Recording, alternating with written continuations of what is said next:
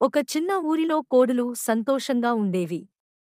ఉదయాన్నే అరుస్తూ, పిల్లలకు గుడ్లు పెట్టి, ఊరు చుట్టూ తిరుగుతూ ఉండేవి. ఒక రాత్రి ఊరిలో వింత శబ్దం వినిపించింది. కోడులు భయంతో దణికిన పక్కకు దూరంగా నిద్రపోయాయి.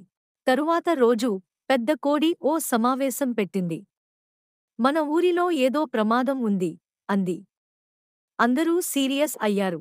ఒక కోడి అంది, మనమందరం పైలట్లు అయిపోదామా? ఇంకో కోడి అంది, కళ్ళజోడు వేసుకుని జాగ్రత్తగా చూద్దాం. ఆ రాత్రి మళ్ళీ శబ్దం వచ్చింది. ఈసారి చిన్న కోడి గమనించింది, ఒక పిల్లి గుడ్ల కోసం వస్తోంది. అందరూ కోడులు కలిసి పిల్లిని గట్టిగా అరవడం మొదలుపెట్టాయి. పిల్లి భయంతో పారిపోయింది.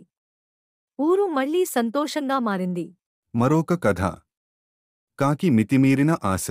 ఒక కాకికి ఆకలిగా ఉండగా, అది ఒక ఇంటి ముంగిలిలో ఉన్న వడ తీసుకుంది. ఇది నా బ్రేక్ఫాస్ట్ అన్నది. కాకి వడను తినేందుకు ఒక చెట్టుపై కూర్చుంది. ఇది నాకే చాలు అన్నది, కాని నోటిలోనే పెట్టుకుంది. కింద నక్క వచ్చి కాకిని చూచి నవ్వింది. ఏం గొప్ప గాత్రం మీది కాకమ్మా అంది చలాకీగా. కాకి అహంకారంతో గాత్రాన్ని చూపించాలనుకుంది. నోరు తెరిచి కూత రాగం పాడింది. వడ నేలపై పడింది. నక్క వెంటనే వడను తీసుకుని పరుగెత్తింది. కాకి ఆశ్చర్యంతో మైమరచింది. కాకి బాధతో అహం, ఆశ రెండూ కలిస్తే ఇలా అవుతుంది అని తలుపట్టుకుంది.